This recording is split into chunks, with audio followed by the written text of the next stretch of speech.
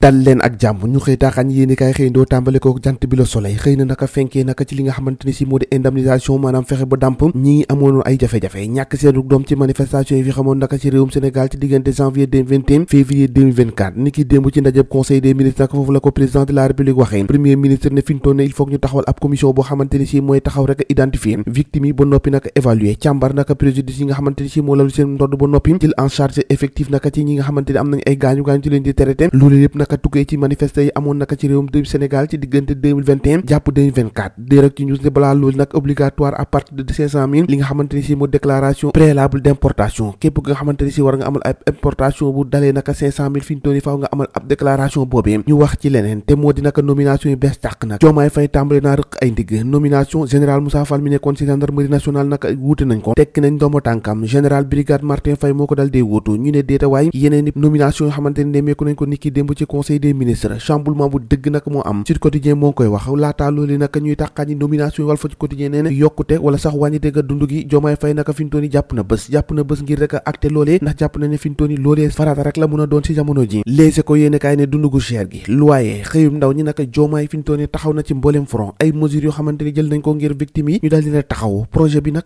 2025 lañ ko fas yéene tàmbalee doxal mu di projet boobu yi nga xamante ni si waa Pastef moom lañ jaayoon askan wi yéene kaay bi di feelu ba léegi nee na mesure dogal yi nga xamante ni si moom la président dal dee jël commencé na naka rajaxe direction générale yi la njëkkee nag ubbil yéene kaay bi nee na appel d'offre yi nga xamante ni moom la ñu waxoon ci candidature loolee moom nuux nañ ko fële waxuñ ko na fintooni naka daanaka tàmbale nañu cëru gi tàmbale ñoo séddoo gi général Moussa Fall viré nañ ko Pape Alé Niang mooy directeur RTS Waly Diouf Bodian ñu yóbbu ko port Fadilou Keita mooy CDC Cheikh Bamba Dièye moom la ñu jox AIBD docteur Cheikh Dieng moom moo yor ONAS yéene kaay bi ne fintooni nag appel à candidature boobu ñu waxee amul leen loo xamante ni si teg nañ ko ne projet bi nag fintooni teg na ay tentaculam ci direction yi Diomaye ak Sonko étofé nañ armature au système nag gendarmerie nationale ak général de division Martin Faye naka moo wutu ki nga xamante ni si moo di Moussa Fall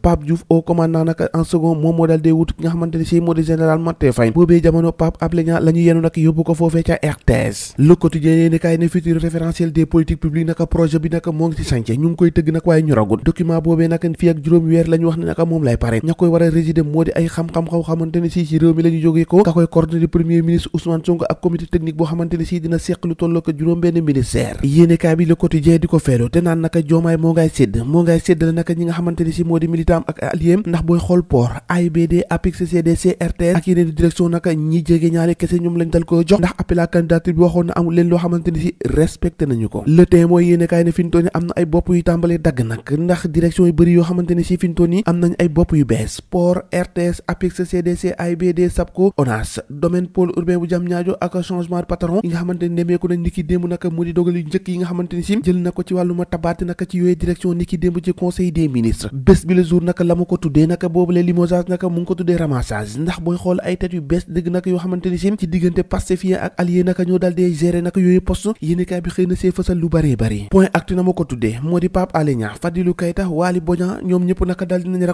récompense ñi ne jox leen ay poste de direction yoo xamante ni ki démb la ko président de la république Bassirou Diomaye Diakhar Faye daal dee jël gannaaw naka bi mu amalee conseil des ministres libération yéenekaay ne fi ñu toone lépp a buujoo lépp a jaxasoo chamboulement dëgg moo am gendarmerie domaine port CDC AIBD poste RTS SICAP SN SAPCO pôle urbain ONAS yooyu yëpp naka am nañu ay kilifa yu bees yéenekaay bi ne lu mu ci munti wax naka projet bi ñu doon xaar boobu ak léegi coow li ci lallu naka ci waa Pastef projet boobee naka jàpp leen décalé nañ ko dafa tàmbale naka fii nga xamante ni ci moo di atum 2024 atum 2025 la projet boobee naka wala tegu naka gars yi ne danañ ko càmbar ko ba mu ne ñoŋ nag ñu daal di koy dox naka fii ak ay weer yu néew rek yëf yooyu rek doon na mot Sénégal ak li leen di yoot wàllum bâtiment yi nañu màggate yéenekaay bi xëy na koo fasal naka lim bi ne lu tolloo ko 1446 bâtiment yoo xamante nee nañu fintoon yi nag màggat nañ ba xobi daal tey di ëllëg naka mun nañoo daanu yéenekaay bi ne fintoon naka warees nañ saa jël ay motuwaay baataa naka bëy di way mbuus mbir maa ngoog ñoo ko déggantoo jaa ngeen jëf ba ëllëg